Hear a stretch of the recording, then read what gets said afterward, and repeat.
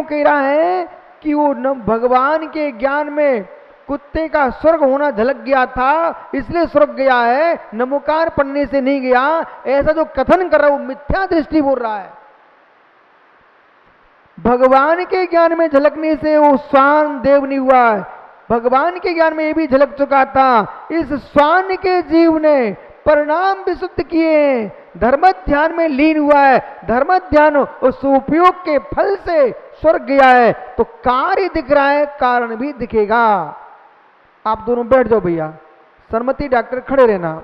मित्र, जो जो तुम्हारे औषधालय में, आपके हॉस्पिटल में रोगी आते हैं, तो उस रोगी के नाड़ी को देख करके वो नाड़ी देखते हो कि और कुछ देखते हो?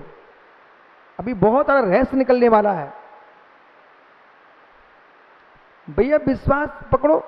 आपसे कुछ पूछ रही है, समाज देख रही है आपको। आप रोगी की नाड़ी पकड़ते हो तो नाड़ी देखते हो, नाड़ी देखने के लिए नाड़ी देखते हो, नाड़ी देखने के लिए नाड़ी देखते हो कि और कुछ देखते हो? क्या बोल रहा भाई? महावीर भैया क्या बोल रहे हैं तुम्हारे भतीजा? नाड़ी देखने की नाड़ी देखता है, थोड़ा समझाओ वैद्य को। नाड़ी देखने की नाड़ी देखेगा तो कोई कोर्ट केस कर देगा कि मेरा हाथ देख रहा है। नाड़ी देखने के लिए नाड़ी नहीं देखी जाती है, नाड़ी पर हाथ रख करके धनुष वैद्य के ज्ञान को कि हाथ उसके अंगुलियां ऊपर शरीर पर हैं, नाड़ी पर हैं, और देख रहा है बात पित्त कप, बात पित्त कप, हंस चल रहा है कि मंडूक चल रहा है, कौन सी नाड़ी बह रही है, हंस गति है कि मित्र मेढक की गति है, कौन सी गति में नाड़ी चल रही है मालूम? पर डॉक्टर साहब, नाड़ी देखने के लिए वैद्य नाड़ी नहीं देखता है, नाड़ी की गति देख करके अंदर के रोग को देखने के लिए डॉक्टर नाड़ी देखता है। बराबर है मित्र। एक वैद्य इतना ज्ञानी होता है, एक वैद्य इतना ज्ञानी होता है, दूसरे के बीमारी को देख करके बीमारी ही नहीं देखता और भी कुछ देखता है। सच्चा वैद्य होगा। ललित, एक वैद्य था छतरपुर में, और छतरपुर में वैद्य था, उसने एक आदमी को देखा, वो मंदिर में नेमिना जिनालय से पूजा करके बाहर निकला और वो वैद्य को रास्ते में टकरा गया। बोले भाई तू 1 घंटे बाद मरने वाला है। बोले कैसी बातें करते हो, मैं भी पूजा करके आया हूं, तुम कह रहे मरने वाले हो। बोले तो अभी मेरी बात मानो, घर जल्दी पहुंच जाओ, अन्यथा यहीं बैठ जाओ। बोले क्या मतलब? बोले समय नहीं है, लेन देन की बात करें तो वो कर लो, नहीं भगवान का भजन करें तो वो कर लो, 1 घंटे में तुम जाने वाले हो। हुआ यही, हुआ यही। 1 घंटे के अंदर अंदर वो आदमी समाप्त हो गया, हो गया। खासी बातें करता रहा, वो चला गया। बोले वैद्य ने कैसे जाना? उसके माथे पर भगवान की पूजा करके आया, तिलक लगा हुआ था, और पूजा किए उसको 2 घंटे हो चुके थे, और तब भी माथे का तिलक सूखा नहीं था। ऋषि कहता है कि ये माथे का तिलक अभी तक नहीं सूखा, इसकी शरीर की गर्मी नष्ट हो चुकी है, 1 घंटे की आयु बची थी वो खत्म हो गई। इसलिए श्रावकों को अपने माथे पर तिलक लगाते रहना चाहिए। सूखता रहे तो सुख से रहना, और सूखे ना तो समझ लेना अंतिम दिन है, भगवान की भक्ति करना। और साधुओं को अपनी नाक देखते रहना चाहिए। जब तक आंख से नाक दिखेगी तब तक तुम्हारा जीवन है, और नाक से आंख दिखना बंद हो गया, बस समाधि का समय आ गया। अब सनमति भैया, जब आपने रोगी की नाड़ी पकड़ी तो नाड़ी में क्या क्या देखा?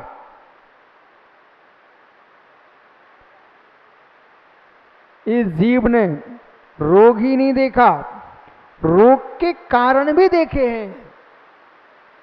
वो नाड़ी पकड़े हुए है, मालूम? अपनी एक पांडिया करके कामटी, नागपुर पास कामटी है, वो कामटी में एक वैद्य जी हैं पांडे, इतना होशियार वैद्य है, वो हमारा ब्रह्मचारी बेटा संजय, ये बीमार बीमार 24 घंटे बीमार चिल्लाता रहता है। वो उसने आकर के नाड़ी पकड़ी, मालूम क्या बोलता, हाँ हाँ हाँ अब तू ठीक होना चाहता है, खूब परांठे खाए तूने, खूब परांठे खाए। अभी हंसने लग गया, बोले क्या हुआ, बोले बोल सही बोल, बोले हाँ मैंने छोटे में बहुत परांठे खाए हैं। बोले अब क्या मेरे से पूछ रहा है। संजय सही है ना। तो मतलब वैद्य नाड़ी पकड़ते देख लेता है कि रोगी है, ये रोग है, रोग क्यों हुआ है इसे भी देखता है। तो वैद्य ने 3 पर्याय देखी उसकी, सामने बीमार है वो दिख रहा है, बीमार कौन सी बीमारी है उसे भी देख रहा है, और बीमारी किस कारण से हुई है ये भी देख रहा है। और थोड़ी देर बाद वह आयुर्वेद शास्त्र में प्रवेश कर गया, बीमारी कैसे ठीक होगी ये भी देख रहा है। कौन, वैद्य देख रहा है। जब वैद्य देख सकता है कि बीमार है, वैद्य से बीमार क्यों हुआ है, वैद्य देख रहा है बीमार कैसे ठीक होगा, ऐसे हमारे भगवान देख रहे हैं। ये जीव नारकी है, ये जीव नारकी क्यों बना, ये जीव नरक पर ऐसे कैसे छूटेगा, भगवान के ज्ञान में सब झलकता है, वे वैद्य हैं। इतने से संतुष्ट मत होना, जो मूल बिंदु था, वैद्य ने देखा कि बीमार पुरुष बीमार हुआ क्यों है, एक कारण खोजा है, कारण खोजा है। कारलिंगी कारणम, कारलिंगी कारणम, कारलिंगी कारणम, याद कर लीजिए, कारलिंगी कारणम, नेमी बड़कुल है मित्र। यदि बीमारी दिख रही है तो कोई ना कोई बीमारी का कारण होना चाहिए। आप मनुष्य दिख रहे हो तो जरूर कोई काम करके आए हो, आप पशु दिख रहा है जरूर कोई काम करके आया है, बिना कारण के कार्य होता नहीं है। वर्तमान की पर्याय कार्य है तो भूत की पर्याय कारण थी, वर्तमान की पर्याय कारण है तो भविष्य की पर्याय कार्य होगी। इसलिए रत्नात्रय जो है मोक्ष मार्ग है, इतना कहने से मोक्ष मार्ग नहीं होगा। भरत पंडित साहब ने खूब पढ़ा के रखा कि बेटा रत्नात्रय मोक्ष मार्ग है, सम्यक दर्शन ज्ञान चार में मोक्ष मार्ग, परंतु सम्यक दर्शन ज्ञान चार जो मोक्ष मार्ग है ये आपका मात्र सिद्धांत है, वो सिद्धांत मिलेगा कहां, तो निर्गंत मोक्ष मार्ग है, मुनि के पास ही रत्नात्रय है। दवाई के ज्ञान से मोक्ष नहीं होगा, दवाई के सिद्धांत भी करना पड़ेगा और दवाई को खाना भी पड़ेगा। बराबर प्रदीप भाई। इसलिए समंतरुद्ध स्वामी कह रहे हैं कि वही वही होंगे ऐसा नहीं है। हे स्वान तू चिंता मत कर, तू भी धर्म करेगा तो देव बन जाएगा। हे देव तू अहंकार मत कर, अहंकार में डूब जाएगा, संक्लेशता से मरण करेगा तो तू भी स्वान बन जाएगा। इसलिए जो उच्च कुलीन है वे अपने कुल के अहंकार में ना डूबे रहें, कुछ अच्छे काम कर लो कि अच्छे कुल फिर से मिल जाए। जो नीच कुलीन है वे रोते ही नहीं बैठे रहे कि हम क्या करें, अच्छे काम करो तो उच्च कुल में चले जाओगे। गुरुओं की प्रशंसा करो, अरहंतों की भक्ति करो, नीच गोत्र का आश्रय हो जाएगा और तुमने उच्च कुल में जन्म लेकर के और दिगंबर मुनियों की निंदा की है, चिंता मत करो नाली के कीड़े बन जाओगे। हो बुरा लगे तो तीर्थंकर से मिलो जाके। एक विश्व सागर जो कह रहे सत्य है क्या, शुभम सुना ना भाई। बेटा चाहे सगा भाई हो, चाहे भतीजा हो, चाहे पिता हो, चाहे बेटा हो, इन सब पर परिवार के नाते जो तुम्हारा अनुराग है उसके साथ साथ गहरा धर्म का अनुराग होना चाहिए। आपके देखते देखते तुम्हारा मित्र मिथ्यात के गड्ढे में ना गिर पाए। ना गिर पाए। एक बात बताऊं युवाओं के, इसलिए युवाओं को सुनना है। कहेंगे गंगावाल पुत्र, समझो बेटा ध्यान से, गहरा विषय है ये। जो तुम्हारे बुजुर्ग लोग हैं ना, हर बच्चे बच्ची से कहते हैं बेटा विजाति विवाह नहीं करना। जितने बुजुर्ग समझदार होते यही कहते हैं बेटा विजाति विवाह नहीं करना। तो भरत पापड़ीवाल, आज के बच्चे पढ़े लिखे हैं पर बिना पढ़े अनपढ़ लोग हैं ये लोग। वे क्या बोलते हैं, अरे क्या वो इंसान नहीं है क्या? ये लोग क्या बोलते हैं, बुद्धिविहीन पढ़े लिखे लोग, क्या इंसान नहीं क्या? हाँ बेटा खड़ा तो हो जा जरा। अब कॉलेज पढ़ने लग गया है तो ये क्या बोलता है भरत, क्या दूसरी जाति की लड़की इंसान नहीं है क्या? बेटा तुम समझ। तो ये इंसानियत की समझ अभी आती है।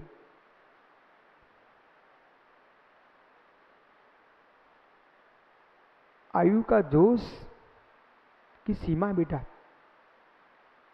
आयु का जोश उसकी सीमा है। बहुत से बहुत शक्तिमान हुआ तो 50-60 साल तक, माना कि है नहीं ऐसा, 50-60 वर्ष तक तो इंद्रिय के सुख भोग सकता है, पर ऐसा हो नहीं पाता है। जब तक युवा शरीर है, पैसा घर में है और शरीर में ताकत है, तब तक पर की कन्या का राग तुम्हारे साथ रहेगा। जो वासनाओं का राग है बेटा, उसकी सीमा बहुत छोटी है, उसकी आयु बहुत छोटी है। 1-2 दिन के बाद ही आदमी दूसरी को चाहने लगता है। जो परस्त्री सेवन कर रहे हैं, इसका अर्थ ये है कि ये मात्र घर में अपनी स्त्री रखे हुए हैं, परंतु इनकी इच्छाएं असीम हो चुकी हैं और वहां संतुष्टि नहीं इनको मिल रही है। हे मित्र ध्यान रखना बेटा, ये आज आपके लिए नहीं कह रहा हूं, देश के सारी युवा युवतियों को सुनना है कि जो विषय कसाई का जो आयु है वो सीमित है। वृद्ध अवस्था में वे पति पत्नी कभी भी काम में नहीं आते जो चेहरा देख के शादी करते हैं। वृद्ध अवस्था में वे पति पत्नी आपस में कभी नहीं जी पाते हैं जो मित्र धन देख के आते हैं। बहुत अच्छे समझना, पति पत्नी का संबंध मात्र जो शादी के लिए करते हैं, उन जैसा अज्ञानी विश्व में कोई नहीं है। पति पत्नी का जो तुम्हारा संबंध हुआ है, शादी जो हुई है, मात्र विषय सुख के लिए नहीं हुई है, अंतिम समय के लिए तक के लिए हुई है कि मित्र यदि पत्नी की मृत्यु पहले होती है तो पति का धर्म है उसकी समाधि कराए, और पति की मृत्यु पहले होती है तो पत्नी का धर्म है बाद में रो ले, पहले सेवा करके समाधि कराए। और मैंने सुंदरी जैसी प्रतिज्ञा कर ले, चाहे पति लंगड़ा लूला हो, चाहे अंधा कोड़ी कुबड़ा हो, परंतु एक बार जिसे चुन लिया है वो मेरा पति है, अंतिम श्वास तक नहीं छोड़ना। लेकिन जो मां तुम्हारे शरीर और चेहरे को देख के प्रभावित हुई है, उसे तुम्हारे धर्म से कोई मतलब नहीं है। बोले मेरा धर्म तो दूसरा है, तुम्हारा धर्म दूसरा है, तुम जानो। पर जिसका धर्म का एक संबंध होगा, शरीर का राग छूट जाएगा, पर मेरा साधर्मी है, धर्म का राग रहेगा, तो वो पत्नी तेरी समाधि कराएगी। पवन घोड़ा देख रहे नहीं अपनी मां को? समझ भाई, चेहरा देख के शादी की होती तो कहती अब तुम बुढ़े हो रहे हो, तुम जानो तुम्हारा काम जाने, हम तो कहीं जा रहे हैं, तुम अपना जीवन जीना। इसलिए जो देव विवाह होता है, देव विवाह वो मंत्र के साथ होता है, प्रतिज्ञाओं के साथ होता है। गंगवाल पुत्र बेटा ध्यान से सुनना, और तेरे जितने मित्र हैं सारे मित्रों को समझाना, भाई समाज में सिर ऊंचा करके जीना हो तो संबंध धर्म का करना, और समाज में सिर नीचा करके जीना हो तो बेटा तुम जाना वहां चले जाना। कारण कार व्यवस्था है। कारण कार्य व्यवस्था, बैठ जा बेटा। कारण कार्य व्यवस्था कितना गहरा विषय है। कारणलिंगी कारणम, जैसा कार्य दिख रहा है उसका कारण भी होना चाहिए, कारण भी होना चाहिए। इसलिए मित्र सोलापुर मुमुक्षु अपने मस्तिष्क में बांध के रखना, सर्वज्ञ केवली कार्य को ही नहीं देखता, केवली कारण को भी देखता है। ये देश के सारे ज्ञानियों को पता होना चाहिए, पता होना चाहिए।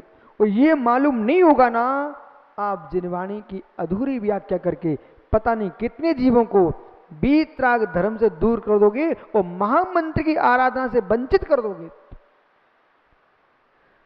ये सत्य है। असद्भुत व्यवहारने से, नमोकार के प्रभाव से वो जीव देव बना, परंतु सद्भुत व्यवहारने से देखोगे अपने शुभ उपयोग से वो देव बना। नई विवक्षा से व्याख्या करिए, नई विवक्षा से व्याख्या कीजिए। कभी कभी ये भी सत्य है, आपको हम धीरे धीरे धीरे, जैसे ललित पाटनी की माँ ने अन्य प्रासादन क्रिया में उसको खीर खिलाई और खीर खिलाने का धीरे धीरे रोटी खिलाना प्रारंभ किया, आज सब कुछ खा लेता है। ऐसे ही आपको मैं धीरे धीरे धीरे, पहले दिन कथा सुनाई थी, फिर थोड़ा और सिखाया और सिखाया, अब मैं समझ चुका हूँ, अब ये लोग बड़े हो चुके हैं, अब तुम सिद्धांतों को समझते हो। और यदि आपको हम वो प्रारंभ की बातें बताते रहेंगे तो मित्र विश्वास रखना, फिर वर्धमान जैसे पांड्या लोग खड़े हो जाएंगे, कहेंगे भाई तुम लोग कुछ जानते नहीं, मात फूल पत्ती चढ़ाना जानते हो, हमसे ज्ञान सीखो। हे मित्र, उनको ये बताना चाहिए हम भगवान को पूजा करना भी जानते हैं तो जिनवाणी का स्वाध्याय करना भी जानते हैं। पांडे जी बराबर। जितने गहरे में आपको अनंत की भक्ति आती है उतने गहरे में आपको जिनवाणी भी आना चाहिए। और यदि ललित पाटनी जैसे लोग आज नियम कर लें कि महाराज जी 1000 काम छोड़ दूंगा पर 5 मिनट स्वाध्याय जरूर करूंगा, अरे मित्र तू तो देश का बहुत अच्छा आदमी है, ललित खड़ा तो हो जाए। इतनी सरल पुस्तक दिलाएंगे, इतनी सरल ग्रंथ दिलाएंगे, कुछ भी काम छूट जाए पर 24 घंटे में ललित 5 मिनट स्वाध्याय कर लेना, ग्रंथ पढ़ लेना, पक्का पक्का। 9 बार नमोकार पढ़ लो। ऐसा अध्यक्ष होना चाहिए, गुरु की बात मानता है। क्या महेंद्र ठोले नहीं मानेगा? वो तो ले ही गया ग्रंथ, बहुत बढ़िया है।